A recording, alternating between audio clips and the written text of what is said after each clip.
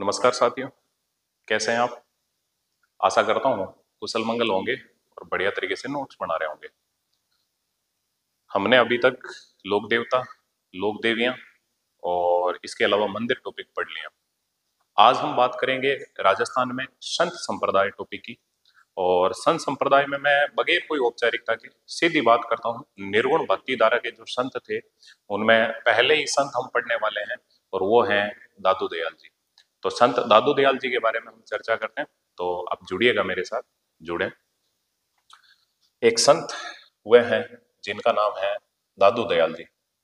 तो संत संप्रदाय topic start करते हैं, तो आप सारे के सारे जुड़ने का प्रयास करें। देखें, बहुत प्यारा टॉपिक, बहुत मजे वाला टॉपिक, इसकी खूब हम डिटेल में चर्चा करते हैं। तो देखो, संत दादू दयाल जी, संत दादू दयाल जी, दादू दयाल जी की हम चर्चा करते हैं। संत दादू दयाल जी, देखिएगा,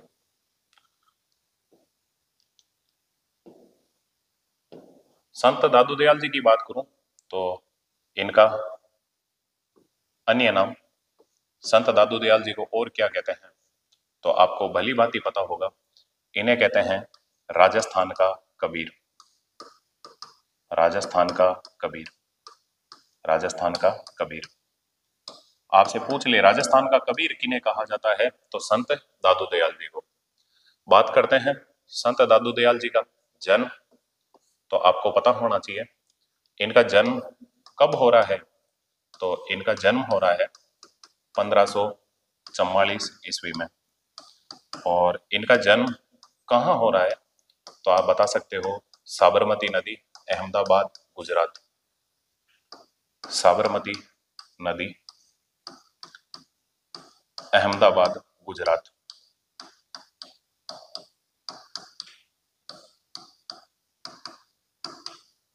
दादू दयाल जी का जन्म हुआ है, तो हालांकि दादू दयाल जी कमल में अवतारित थे। ऐसा कहते हैं कि पंडित लोदीराम जी महाराज के कोई संतान नहीं थी।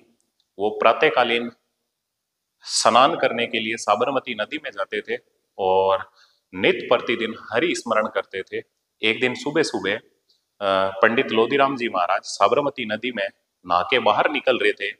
इतने में उधर से कमल के फूल में तैरते हुए एक बालक उनको प्राप्त हुए और उन्हीं का पालन पोषण किया। वो कौन है? पंडित लोदीराम जी। तो इनके पालन पोषण करने वाले जो पिता हैं उनका नाम क्या हो जाएगा? पंडित लोदीराम जी महाराज, लोदीराम महाराज, महाराज। पालन पोषण हो गया, पंडित लोदीराम महाराज के द्वारा ही पालन पोषण किया गया। तो इनके दादू दयाल जी के गुरु कौन थे? गुरु, तो इनके गुरु हैं, उनका नाम है बुड्ढन जी, बुड्ढन जी। बात कर लेते हैं, इनके जो गुरु हैं उनका नाम है बुड्ढन जी। ओब्लिक इन्हीं को कहा जाता है वर्धानंद जी। कई किताबों में लिखा है वृंदावन जी, एक ही बात है, इनके गुरु थे। दादू दयाल जी महाराज हमारे इस क्षेत्र के अंदर, पूरे भारतवर्ष की भूमि पर जो कुरीतियां थी, जो अंधकार था, जो आडंबर था, जो पाखंड था, उसको मिटाने के लिए ये देवयांश थे और देवयांश ही अवतारित हुए थे। जब बालक थे, ये बालक मन बच्चों के साथ खेल रहा था, छोटे छोटे बच्चों के साथ, उसी टाइम भगवान खुद बुड्ढन जी या वरदानंद जी का रूप धारण करके और एक बार प्रकट होते हैं। मातर दादू दयाल जी 11 वर्ष के थे।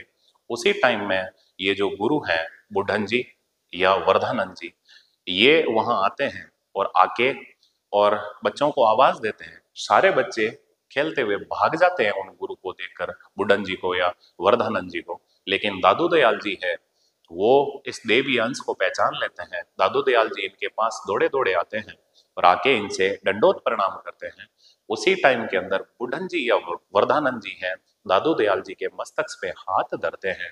मस्तक पे जैसे ही हाथ धरते हैं, उसी टाइम दादू दयाल जी के मुख से पहला दोहा निकलता है, गेब मही गुरुदेव मिलिया, पाया हम प्रसाद, मस्तक मेरे कर धरिया, देखा अगम आगाध।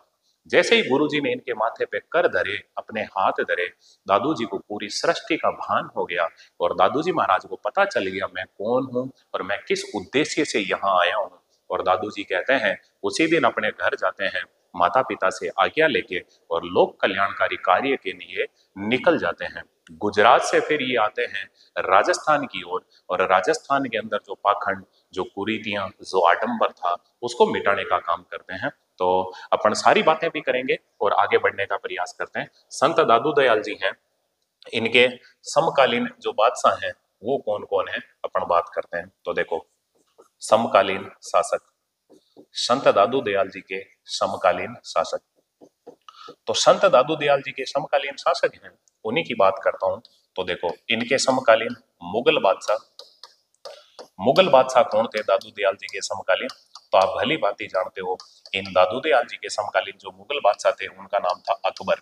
और ये जो अकबर है, अकबर का समय है 1556 ईस्वी से लेके 1605 ईस्वी तक। तो दादू दयाल जी के जो समकालीन हैं वो बादशाह कौन होंगे? अकबर। और इनके समकालीन ही आमेर के शासक कौन थे? दादू दयाल जी महाराज के समकालीन आमेर के शासक। तो आप बता सकते हो इनके समकालीन जो आमेर के शासक थे वो कौन थे? भगवंत दास, कछावा वंश के राजा हैं भगवंत दास। और कौन होंगे? तो इन्हीं के बेटे होंगे जिनका नाम होगा मानसिंह कछावा, मानसिंह कछावा। तो ये दादू दयाल जी के समकालीन शासक हो जाएंगे। तो संत दादू दयाल जी की ही हम बात कर रहे हैं, तो आगे बढ़ते हैं और देखने का प्रयास करते हैं। संत दादू दयाल जी राजस्थान के क्षेत्र में आते हैं और ये लोगों को उपदेश देने का कार्य करते हैं। तो अभी हम देखते हैं दादू दयाल जी के जो उपदेश हैं, मैं उन्हीं की बात कर लेता हूं। दादू दयाल जी के जो उपदेश हैं वो उपदेश कौन सी भाषा में है? तो आपको पता होना चाहिए दादू दयाल जी ने जो उपदेश दिए हैं वो दिए हैं सदुकड़ी भाषा, सदुकड़ी भाषा। अगर ये नहीं ऑप्शन में हो तो आपको याद रखना है पंचमेल खिचड़ी भाषा। ये हिंदी की पंचमेल खिचड़ी भाषा थी, पंचमेल खिचड़ी भाषा, खिचड़ी भाषा। क्योंकि दादू दयाल जी महाराज को बहुत सारी भाषाओं का नॉलेज था, उन्हें गुजराती, हिंदी, राजस्थानी, पंजाबी, तो वो हर भाषा का बीच में एक ना एक शब्द यूज कर लेते थे। तो इसी वजह से इसको कहते हैं पंचमेल खिचड़ी, या फिर आपके आ सकता है ढूंढाड़ी भाषा, ढूंढाड़ी भाषा। तो दादू दयाल जी महाराज ने जो उपदेश दिए हैं अपने ज्यादातर, वो किस भाषा में दिए हैं? सदुकड़ी भाषा, पंचमेल खिचड़ी भाषा या ढूंढाड़ी भाषा में। अब बात करता हूं दादू दयाल जी महाराज के जो उपदेशों का संग्रह है, उपदेश, उपदेशों का संग्रह। तो दादू दयाल जी ने जो उपदेश दिए थे उनका बाद में संकलन किया गया, बाद में संग्रह किया गया। और वो किस नाम से किया गया? तो वो किया गया हरड़े वाणी, हरड़े वाणी, हरड़े वाणी। तो दादू दयाल जी के जो उपदेशों का जो समूह है, जो संग्रह है, वो किस नाम से संग्रहित किया गया? तो वो किया गया हरड़े वाणी। मेरे हिसाब से दिमाग में रह जाएगा। अब बात करते हैं दादू दयाल जी महाराज ने खुद ने जो ग्रंथ लिखे हैं वो कौन से ग्रंथ लिखे हैं? तो देखो, दादू जी महाराज के ग्रंथ, इन्होंने जो कौन सी किताबें लिखी है दादू जी महाराज ने, तो हम बात करते हैं। दादू जी ने जो ग्रंथ लिखे हैं वो है दादू जीरी वाणी, दादू जीरी वाणी, और है दादू जीरा दूहा, दादू जी रा दूहा, दादू जीरी वाणी, दादू जीरा दूहा। इसके अलावा है काया बेली, काया बेली, ये काया है वो हमारी सखी है, काया बेली। और है परिचय का अंग, परिचय का अंग, परिचय का अंग। ये दादू जी महाराज के द्वारा खुद के हाथों से लिखी गई किताबें हैं। और ये दादू जी के शिष्यों ने बाद में दादू जी के उपदेशों का संकलन कर लिया, उनके उपदेशों का संग्रह है हरड़े वाणी। और दादू जी के ग्रंथ हैं दादू जीरी वाणी, दादू जीरा दूहा, काया बेली और परिचय का अंग। ये जो दादू वाणी है, हमारे दादू संप्रदाय में जो सबसे पूजनीय है वो क्या है? दादू वाणी। और आपको बता दूं, इस दादू वाणी के अंदर जो मूल सार बताया गया है वो क्या है? वो यही है, दादू जी की वाणी का जो सार है मैं आपको बताने का प्रयास करता हूं। इसमें लिखा हुआ है, जैसे तन भी तेरा, मन भी तेरा, तेरा पिंड प्राण, तू है मेरा, मैं हूं तेरा, यहू दादू का ज्ञान। तो मतलब ये तन मन ये सब कुछ भगवान का है और भगवान को कह रहे हैं आप मेरे हो। तो ये दादू जी की वाणी का सारांश रूप आप बता सकते हो। और मैं बात करता हूँ दादू जी की, तो एग्जाम की दृष्टि से यही है, दादू जी ने जो उपदेश दिए हैं वो किस भाषा में दिए हैं, सदुकड़ी भाषा या पंचमेल खिचड़ी भाषा या ढूंढाड़ी भाषा में। दादू जी के उपदेशों का जो संग्रह है वो क्या है, हरड़े वाणी। इनके जो ग्रंथ हैं दादू जी के वो कौन से हैं, दादू जी री वाणी, दादू जी रा दूहा, काया बेली और परिचय का अंग। मेरे हिसाब से याद रह जाएगा। इसके अलावा बात करता हूँ और ग्रंथों के अलावा, तो देखने का प्रयास करें। ये जो दादू जी हैं इनके हम शिष्यों की बात कर लेते हैं। तो दादू जी महाराज के जो शिष्य थे उन्हीं की बात करता हूं मैं, देखने का प्रयास करें। दादू जी महाराज इनके शिष्य, तो इनके जो कुल शिष्य थे उन्हीं की बात कर लेते हैं। इनके शिष्य थे 152। 152। ये जो 152 शिष्य थे ना, इनमें से 100 शिष्यों की बात कर लेता हूं। 100 शिष्य वो थे गृहस्थी। 100 शिष्य थे दादू जी के, वो थे गृहस्थी, यानी कि ग्रस्त जीवन में रहने वाले गृहस्थी शिष्य थे। इसके अलावा दादू जी के जो शिष्य हैं 52 शिष्य, ये जो 52 शिष्य थे ना, ये बिना गृहस्थी थे और ये दादू संप्रदाय के अंदर क्या कहलाते हैं, दादू पंथ के स्तंभ या थांबे, थांबे। दादू संप्रदाय के जो 52 मुख्य शिष्यों की जो बात करूं मैं, तो वो सारे के सारे दादू पंथ के 52 स्तंभ, 52 आधार स्तंभ कहलाते हैं। और इन्हीं 52 थांबों में से एक थांबा है हरि सिंह जी महाराज का। और हरि सिंह जी महाराज के थांबे में से ही एक बहुत पहुंचे हुए संत थे जिनका नाम था सुखराम दास जी महाराज। और सुखराम दास जी महाराज की एक धाम है, आपके बुटाटी के पास में ही पड़ती है वो धाम, वहीं सुखराम दास जी महाराज विराजते थे। और सुखराम दास जी महाराज के बारे में कहा जाता है, जनश्रुति है कि एक बार जोधपुर दरबार की सेना उस क्षेत्र से गुजर रही थी, भूखी प्यासी बिलखती, और सुखराम दास जी महाराज के पास जाती है और सुखराम दास जी महाराज से अर्ज करती है, हे बाबा जी यहाँ आसपास में कोई तालाब पोखर हो तो हमें बताइए ताकि हम हमारी प्यास बुझा सकें। कहते हैं कि सुखराम दास जी महाराज ने कहा था आप एक लाइन बना लीजिए और आपको पानी की व्यवस्था यहीं हो जाएगी। और सुखराम दास जी महाराज ने जो अपने हाथ की जो तुम्बी थी, उसी तुम्बी से पूरी जोधपुर दरबार की सेना को एक ही तुम्बी से पानी पिलाया और अपनी झोली से उनको भोजन करवाते गए। ऐसे बहुत ही पहुंचे हुए संत थे सुखराम दास जी महाराज। और उन्हीं की परंपरा में बाद में गंगादास जी महाराज हुए थे। उनके बारे में कहते हैं कि मृत व्यक्तियों को जीवित करने वाले अगर कोई संत थे तो वो थे गंगादास जी महाराज।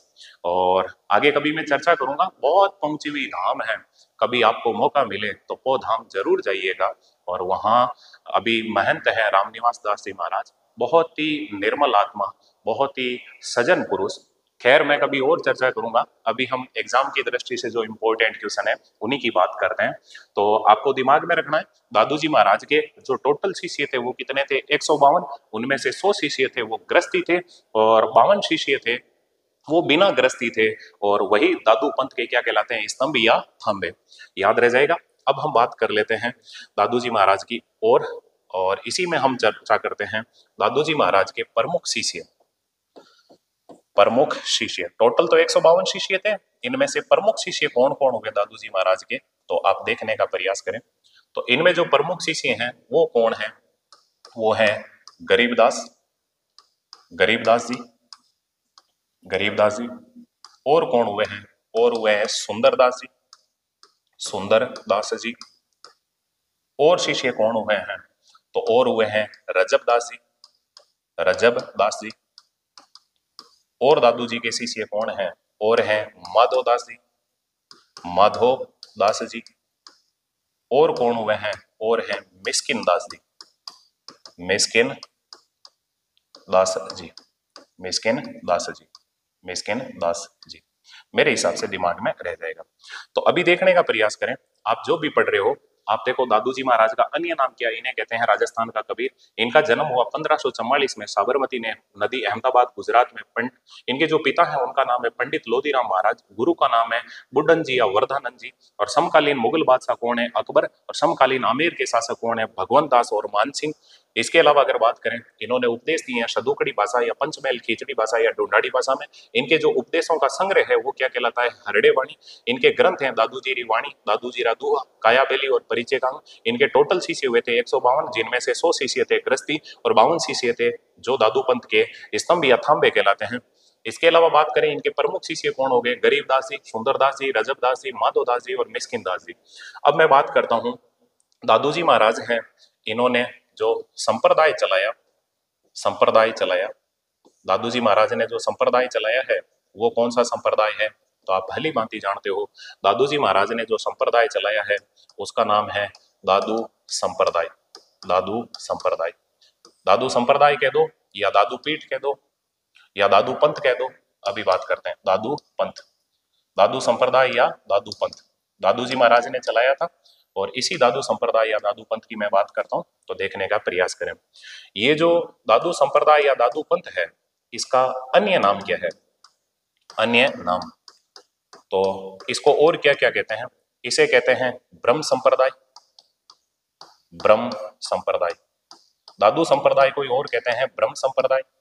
और क्या कहते हैं, इसे कहते हैं पर ब्रह्म संप्रदाय। पर ब्रह्म संप्रदाय। और इसी दादू संप्रदाय को और क्या कहते हैं, तो देखो दादू संप्रदाय की बात कर रहा हूं, इसे क्या क्या कहते हैं, तो देखो एक तो कहते हैं ब्रह्म संप्रदाय, एक कहते हैं पर ब्रह्म संप्रदाय। और दादू संप्रदाय को क्या कहते हैं, इसे कहते हैं परम हंस संप्रदाय। परम हंस संप्रदाय, ये दादू संप्रदाय के ही और नाम है। इसे परमहंस और पर ब्रह्म संप्रदाय क्यों कहते हैं, तो देखो दादू जी की वाणी में जो दोहे लिखे हैं वो क्या है, दादू नमो नमो निरंजनम, नमस्कार गुरुदेव ते, वंदनम सर्वे साधुआ, प्रणामम पारंगते, पर ब्रह्म परापरम, सोमम देव निरंजनम, निराकारम निर्मलम, तस्य दादू वंदनम। यानी कि ये जो सृष्टि है, इस सृष्टि का जो संकलन करता है वो एक ही तत्व है और वो है पर ब्रह्म। यानी कि ईश्वर को दादू संप्रदाय में क्या कहा गया है, पर ब्रह्म। इसी वजह से दादू संप्रदाय को क्या कहते हैं, ब्रह्म संप्रदाय, पर ब्रह्म संप्रदाय। मेरे हिसाब से याद रह जाएगा, इसी को कहते हैं परमहंस संप्रदाय। ये जो दादू संप्रदाय है, इस दादू संप्रदाय की बात करें तो इसकी स्थापना दादू जी महाराज ने, दादू संप्रदाय की जो स्थापना की है वो कब की है, तो इन्होंने जो दादू संप्रदाय की स्थापना की है वो की है 1574 ईस्वी में। अगर विक्रम संवत की बात करें तो विक्रम संवत हो जाएगा 1611। 1611 विक्रम संवत है और साल है 1574 ईस्वी। और दादू संप्रदाय की स्थापना कहाँ पे की थी, तो इन्होंने स्थापना की थी सांबर में। दादू जी महाराज ने 1574 ईस्वी के अंदर दादू संप्रदाय की स्थापना की थी। अब मैं बात करूं, ये जो दादू संप्रदाय है, इस दादू संप्रदाय की प्रमुख पीठ, दादू संप्रदाय की प्रमुख पीठ कहाँ है, तो आपको पता होना चाहिए। दादू संप्रदाय की प्रमुख पीठ है नरेना, या इसी को कहते हैं नारायणा। नारायणा, ये नरेना या नारायणा पहले तो जयपुर में पड़ता था, लेकिन अब जब जिले बन गए तो कहते हैं कि ये दूदू जिले के अंदर आ जाएगा, नरेना या नारायणा।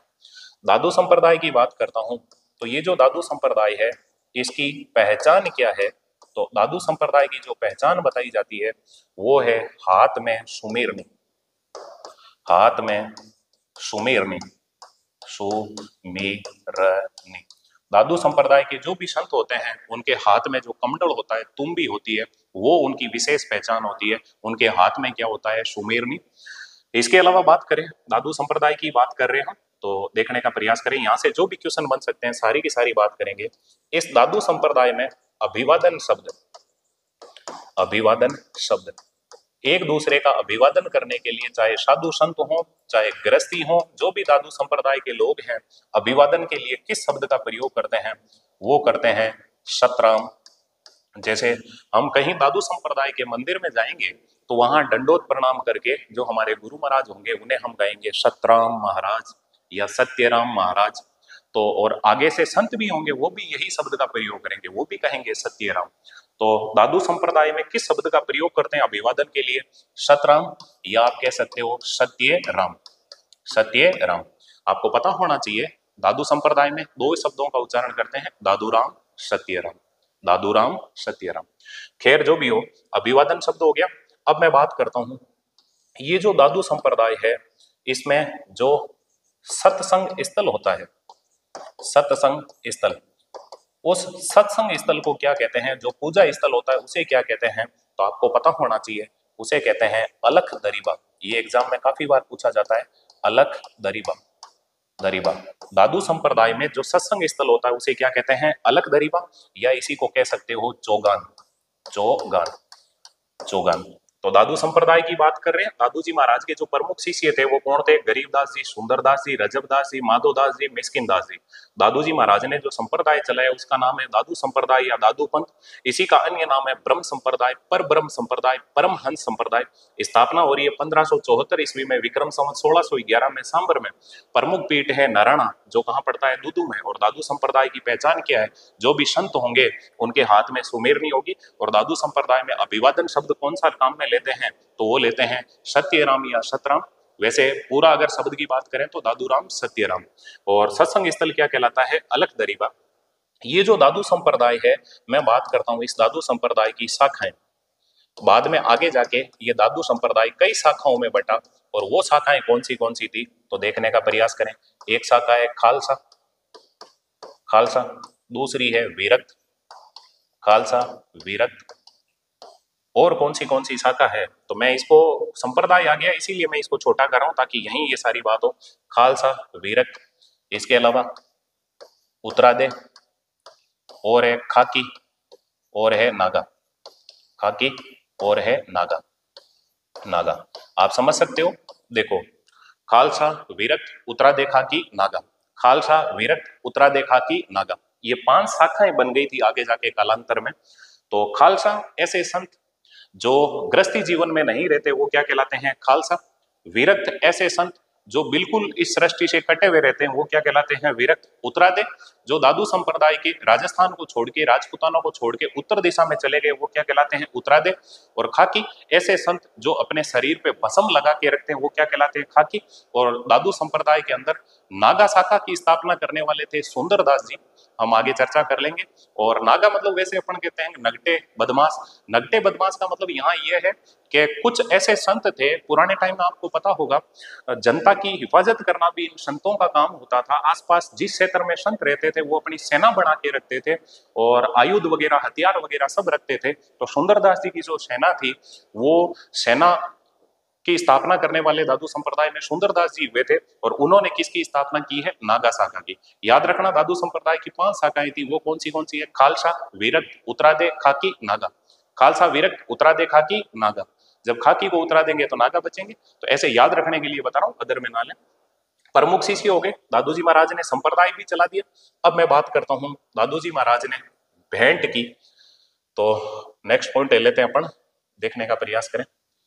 दादू जी महाराज ने भेंट की, भेंट की। तो दादू जी ने, ऐसे लिख देता हूं, दादू जी ने भेंट की।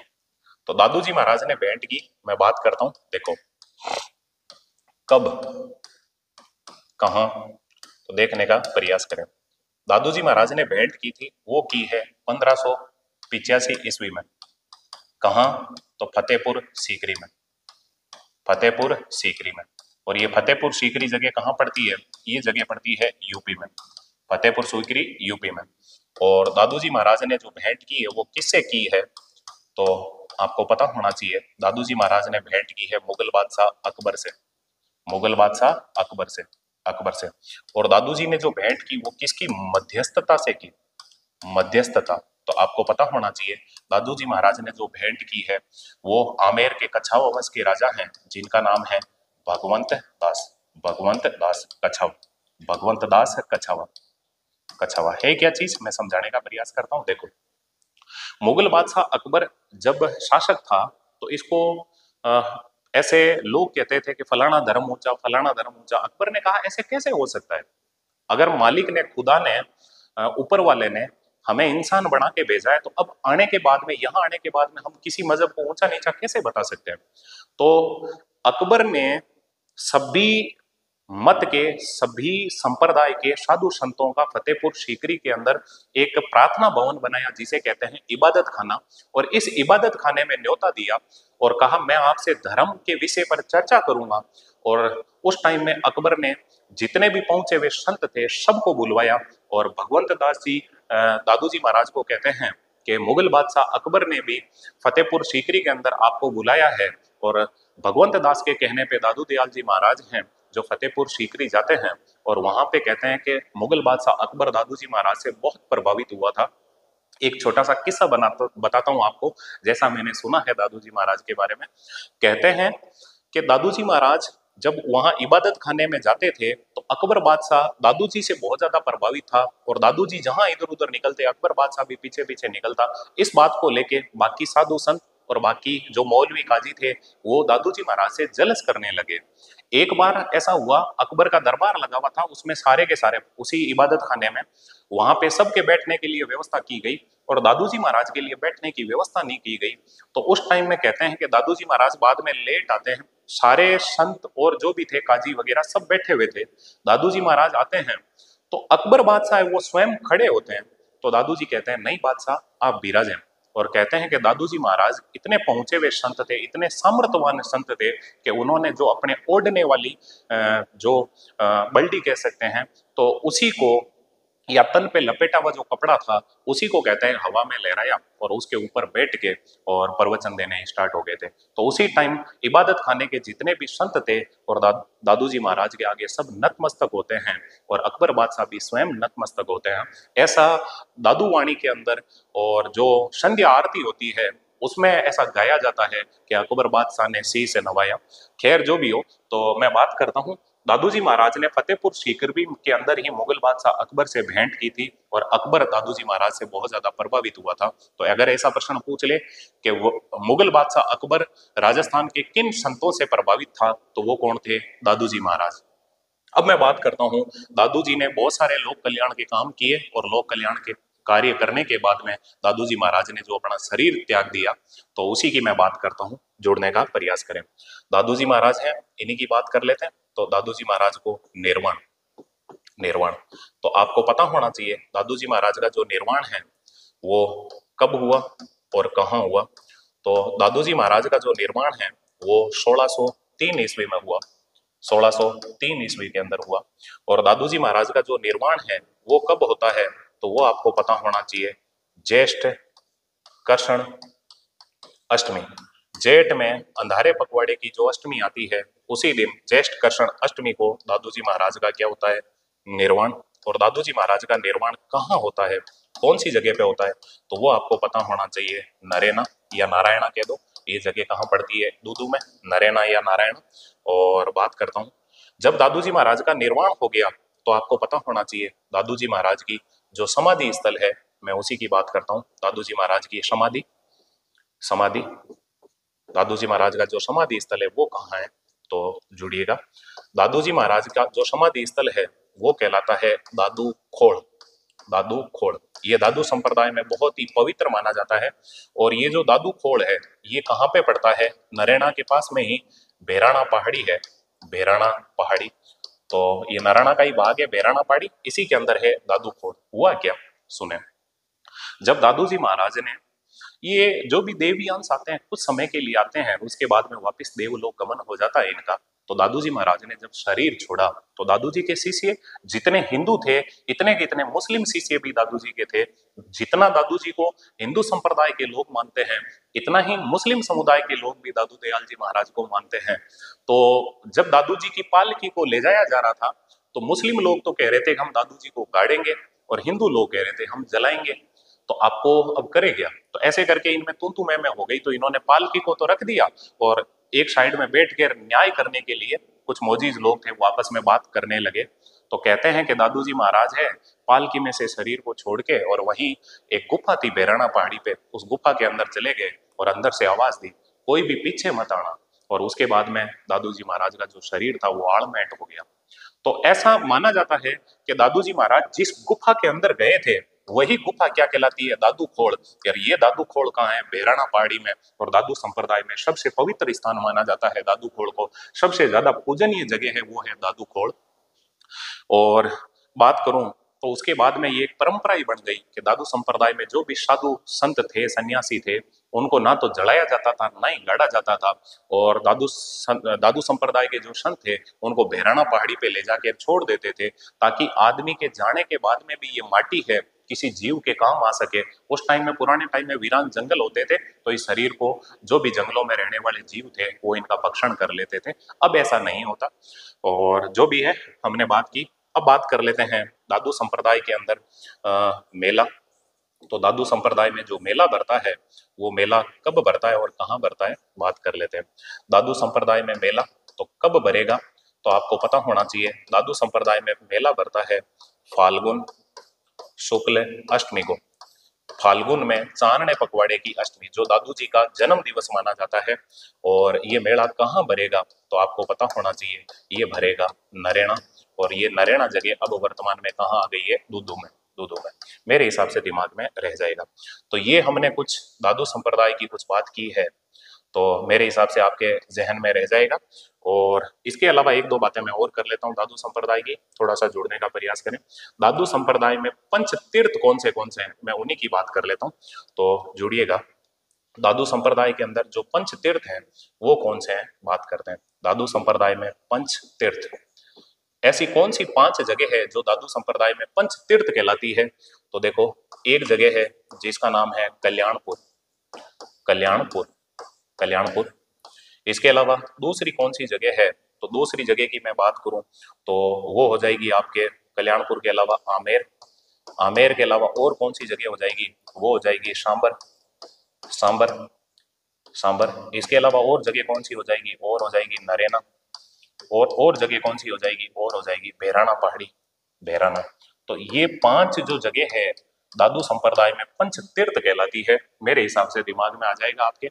और मैं तो एक ही चीज कहता हूं, आपको यदि पंच तीर्थ के दर्शन करने हो तो आकेड़ी गांव के नजदीकी, बुटाटी के नजदीकी है सुखराम दास जी महाराज की तपोभूमि, मांट बाबा के नाम से प्रसिद्ध है। और वहां पे सुखराम दास जी महाराज ने एक युग तक, 12 वर्ष तक एक गुफा के अंदर तपस्या की थी। और लोगों को वहां पे, उसको पो इसलिए कहते हैं, वहां पे प्याऊ लगाई हुई थी। दादू संप्रदाय के ही संत हुए थे सुखरामदास जी महाराज, बहुत पहुंचे हुए संत थे। और वो एक ही मतलब उस, वो जो प्याऊ थी, उस प्याऊ से राहगीरों को पानी वगैरह पिलाते थे। और एक ही जगह पे 12 वर्ष तक उन्होंने तपस्या की थी। तो मेरे हिसाब से तो अगर आप वहां पो धाम में जाते हैं तो सारे के सारे तीर्थ वहीं हो जाते हैं। बहुत बहुत सुकून भरा स्थान है, आप कभी जाके देखना अगर कोई नहीं गए हुए हो तो। और जो गया हुआ है उनको तो कहने की जरूरत ही नहीं है, पो का नाम लेते ही घूघरे बनते हैं कि चलो भाई पो चलते हैं। खैर जो भी हो, तो ये हमने दादू दयाल जी महाराज की बात की। मैं वापस चर्चा करने का प्रयास करता हूँ, आप जुड़िएगा, देखिएगा।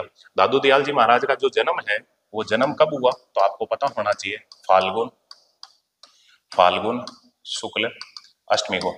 फाल्गुन शुक्ल अष्टमी के दिन दादू जी महाराज है 1544 के अंदर। वैसे आप जानते हो इतिहास में बहुत बड़ी डेट है 1544, हमारे यहाँ पे गिरी सुमेल का युद्ध हुआ था 1544 में। उसी टाइम में दादू जी महाराज का जन्म हो रहा है साबरमती नदी में। याद रखना, राजस्थान का कबीर किसे कहते हैं, दादू जी महाराज को। ऐसा कहा जाता है कि कबीरदास जी का अवतार कौन थे, दादू जी। और दादू जी का अवतार कौन थे, दरियाव जी। दादू दरिया एक है, कोई ना जानो दोय। तो खैर जो भी हो, दादू जी का अवतार बताते हैं दरियाव जी महाराज को। आगे हम रामसनेही संप्रदाय पढ़ेंगे, उस टाइम हम चर्चा करेंगे।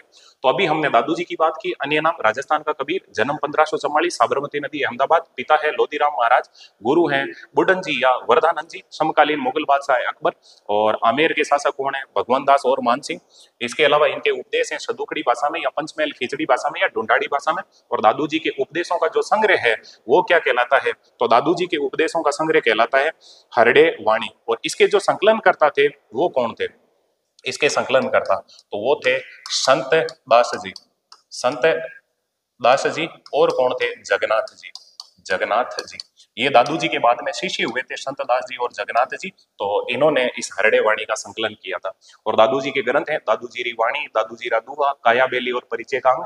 और इनके टोटल शिष्य थे 152, जिनमें से 100 तो गृहस्थी शिष्य थे और 52 शिष्य थे जो गृहस्थी नहीं थे, वो दादू पंथ के स्तंभ या थांबे कहलाते हैं, दिमाग में रह जाएगा। इसके अलावा बात करें तो इसके अलावा बात करते हैं तो देखो, दादू जी के प्रमुख शिष्य थे गरीबदास जी, सुंदरदास जी, रजबदास जी, माधोदास जी, मिस्किनदास जी। और दादू जी ने संप्रदाय चलाया था दादू पंथ या दादू संप्रदाय। इसी को और कहते हैं ब्रह्म संप्रदाय, और कहते हैं पर ब्रह्म संप्रदाय। और इसी दादू संप्रदाय को और क्या कहते हैं, तो आपको पता होना चाहिए, इसे कहते हैं परमहंस संप्रदाय। और दादू संप्रदाय की स्थापना हुई है 1574 ईस्वी में सांबर में। और दादू संप्रदाय की प्रमुख पीठ है नरेना या नारायणा, जो दूदू में है। पहचान क्या है, हाथ में सुमीरनी। इसके अलावा अभिवादन शब्द दादू संप्रदाय में कौन सा अभिवादन शब्द काम में लिया जाता है, तो आप भली भांति जानते हो, दादूराम सत्यराम। और इसके अलावा बात करें दादू संप्रदाय की शाखाएं, 5 शाखाएं थी, वो कौन सी है? खालसा, विरक्त, उत्तरादेखा की, नागा। खालसा, विरक्त, उत्तरादेखा की, नागा, ये दादू संप्रदाय की 5 शाखाएं थी। और इसके अलावा हमने जो बात की है, दादू जी ने भेंट की थी 1585 में फतेहपुर सीकरी में मुगल बादशाह अकबर से, भगवंत दास की मध्यस्थता से। और प्रभावित किसको किया था? मुगल बादशाह अकबर को प्रभावित किया था। और फिर दादू जी का जो निर्माण हो रहा है वो कब हो रहा है? 1603 में ज्येष्ठ कृष्ण अष्टमी को नरेणा दूदू में। और दादू जी का जो समाधि स्थल है वो दादू खोड़ बेराना पहाड़ी में। मेला कब भरता है? फाल्गुन शुक्ल अष्टमी को। और कहाँ भरते हैं? नरेणा दूदू में। और दादू संप्रदाय के पंच तीर्थ कहलाते हैं कल्याणपुर, आमेर, सांबर, नरेणा और भैराना। मेरे हिसाब से याद रह जाएगा। अब दादू जी के जो शिष्य थे उन्हीं में एक का नाम आता है सुंदरदास जी, एक का नाम आता है रजबदास जी। मैं उनकी चर्चा कर लेता हूँ, तो आप मेरे साथ जुड़ने का प्रयास करें। तो अब हम एक संत लेने वाले हैं और वो संत हैं सुंदरदास जी, दादू जी के शिष्य थे, तो उन्हीं की बात करते हैं। देखो, एक संत हैं जिनका नाम है सुंदर दास जी, सुंदर दास जी। ये दादू संप्रदाय के ही एक संत थे सुंदरदास जी। और ये जो सुंदरदास जी हैं, इन्होंने नागा शाखा की स्थापना की थी। बात कर लेता हूँ सुंदरदास जी, सॉरी, इनके जन्म की, सुंदरदास जी का जन्म तो देखते हैं अभी। सुंदरदास जी का जन्म, तो देखो सुंदरदास जी का जन्म है, वो जन्म कब हो रहा है और कहाँ हो रहा है, बात करते हैं। सुंदरदास जी का जन्म कब और कहाँ, तो आप देखने का प्रयास करें। सुंदरदास जी का जो जन्म हो रहा है 1596 ईस्वी में हो रहा है, 1596 ईस्वी में।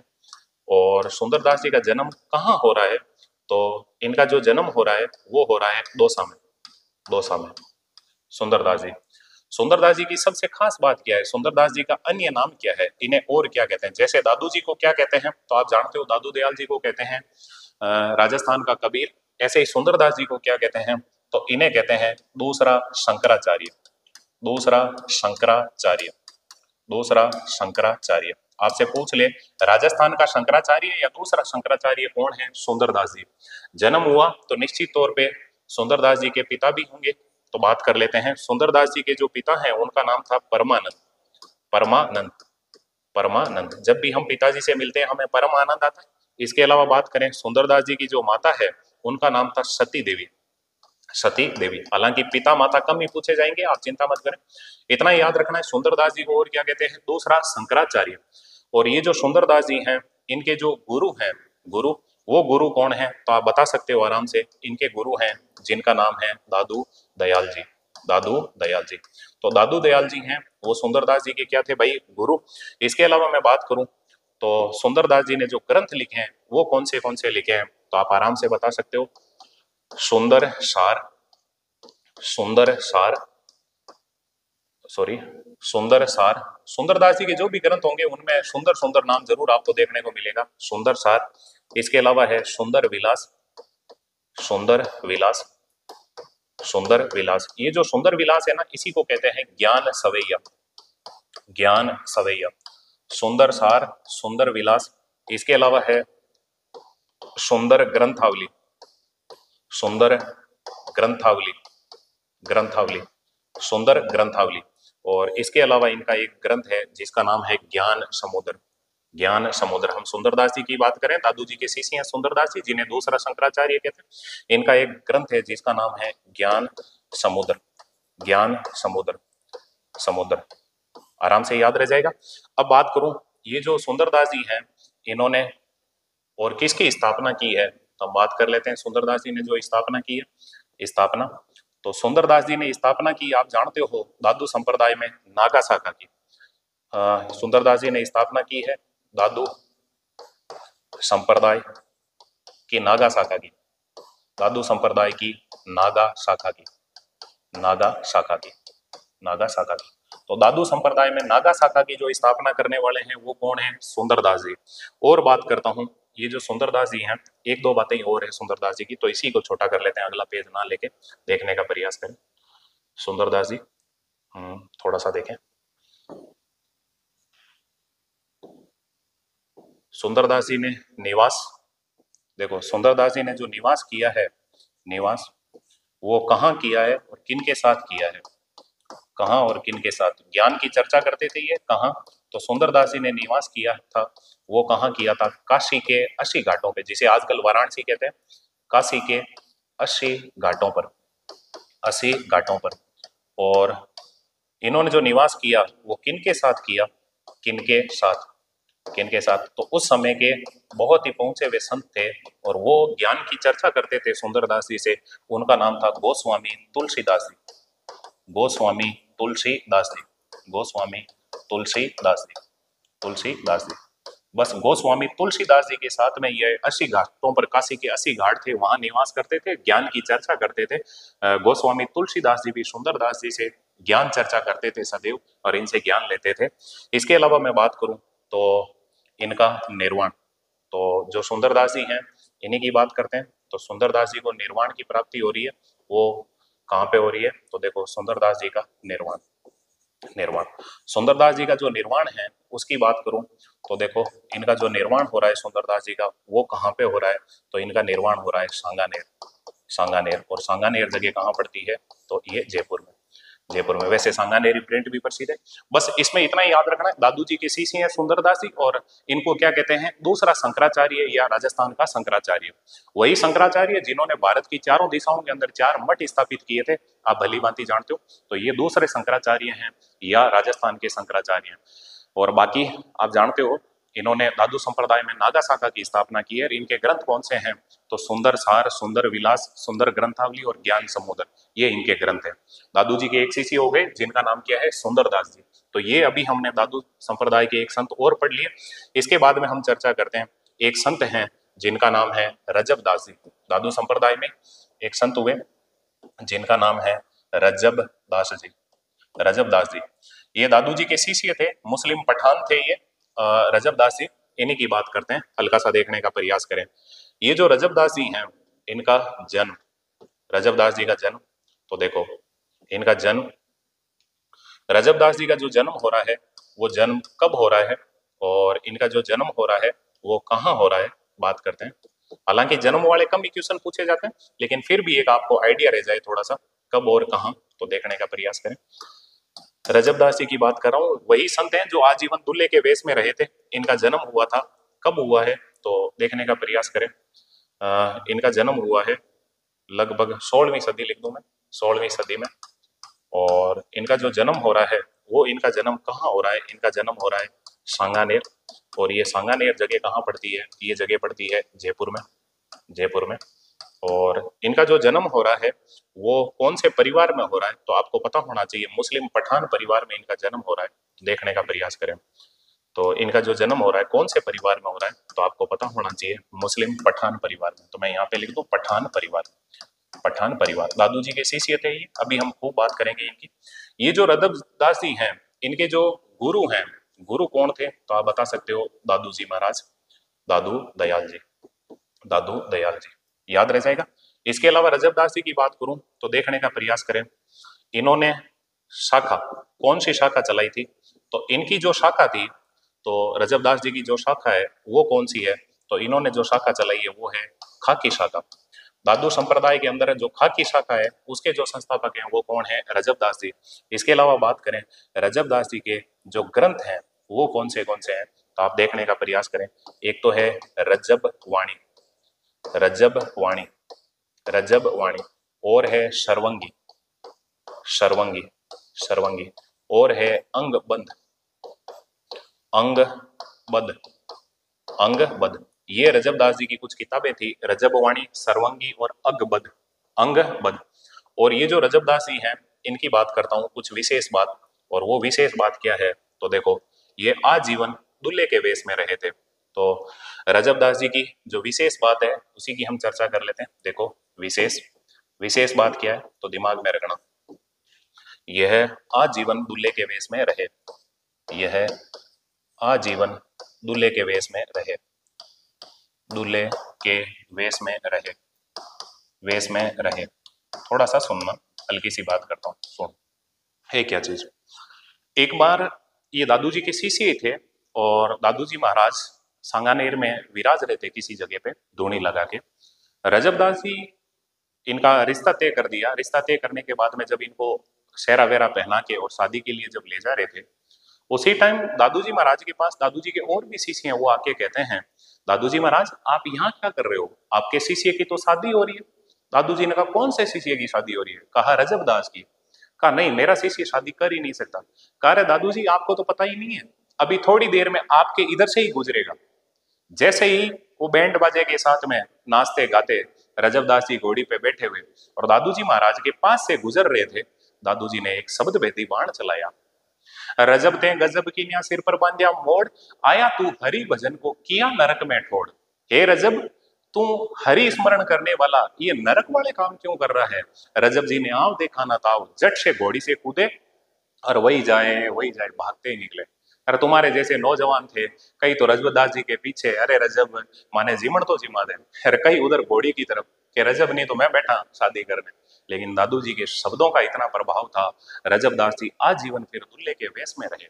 और ज्यादा क्या बताऊं, कहते हैं कि जब दादू जी महाराज ने शरीर त्याग दिया, जब दादू जी का निर्वाण हो गया, जिस दिन पता चला रजबदास जी को कि आज दादू जी महाराज ने शरीर त्याग दिया है, उसी दिन रजबदास जी ने अपनी आंखें बंद कर ली।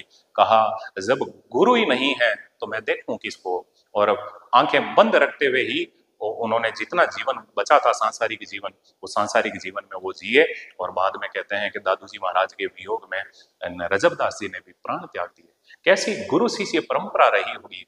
एक गुरु जिन्होंने जो शब्द कहे, शिष्य ने वो शब्द मान लिए, और गुरु जी इस दुनिया में नहीं रहे तो शिष्य ने कहा अब गुरु नहीं है तो मैं किसको देखूं, और आंखें ही बंद कर ली। और पूरे जीवन भर बंद आंखों में बाकी का बचा कुचा शरीर था उसको निकाला, उस जीवन को निकाला, और फिर दादू जी के वियोग में प्राण त्याग दिए। ऐसे कौन थे भाई? रजबदास जी। ना तो ऐसे गुरु हैं ना ऐसे शिष्य हैं। खैर जो भी हो, तो दिमाग में रखना यही वो रजबदास जी हैं। तो दादू संप्रदाय के हमने दो शिष्यों की चर्चा कर ली, एक तो कौन थे? सुंदरदास जी, एक कौन थे? रजबदास जी। मेरे हिसाब से दिमाग में रह जाएगा आराम से। तो देखिएगा, अभी जो भी हमने बात की है, आज हमने 3 संतों की बात कर ली है, और वो 3 संत कौन से हैं तो आप भली भांति जानते हो। एक तो संत थे जिनका नाम है दादू दयाल जी, और इसके अलावा जो और संत हैं वो कौन से हैं तो देखने का प्रयास करें। और संतों में हमने बात कर ली है सुंदरदास जी, और जो तीसरे संत हैं दादू संप्रदाय के वो कौन है? रजबदास जी। ऐसे दादू संप्रदाय के अंदर और भी बहुत सारे संत हुए हैं, लेकिन अपने एग्जाम की दृष्टि से ये 3 संत इंपॉर्टेंट है। और बाकी अब मैं संत संप्रदाय को लेना स्टार्ट कर दिया तो बाकी वाले संतों को हम और पढ़ते जाएंगे। ओके दोस्तों, आपने मुझे इस वीडियो को देखा इतनी देर के लिए, आप सबका दिल से शुक्रिया। और मैं आशा करता हूँ कि आप बढ़िया तरीके से नोट्स बना रहे होंगे, और आने वाला जो समय है आपके लिए बहुत बहुत फायदेमंद रहने वाला है, क्योंकि बहुत सारी वैकेंसियां हैं, भर्तियों की भरमार है, और आप सिस्टम से नोट्स बनाते चलें। मैं कह रहा हूँ इससे बाहर कुछ नहीं होगा, अगर बाहर होगा फिर किसी को नहीं आएगा। आप बढ़िया तरीके से नोट्स बनाएं, भरोसा रखें। ये पूरी की पूरी जो दुनिया है ना, भरोसे पे चलती है, तो आप भरोसा रखें। आपके भरोसे पे मैं 100% खरा उतरने का प्रयास करूंगा। और बाकी तो क्या कहूँ, ये आपका चैनल है। आपको अगर मेरी पढ़ाई अच्छी लग रही हो तो आप अपने दोस्तों के साथ इस YouTube चैनल के लिंक को शेयर करें, और इस चैनल को ज़्यादा से ज़्यादा सब्सक्राइब करवाएं, लाइक करें। ओके दोस्तों, धन्यवाद, थैंक यू।